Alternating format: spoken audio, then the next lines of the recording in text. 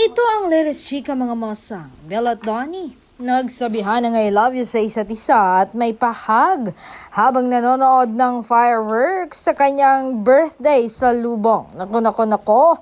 Ayon sa chika, totoo na talaga ang kanilang relasyon. Hindi peke, hindi eme. Sabi nga ng girl lalo na chismosa, ang Don Bell ay totoong magjowa.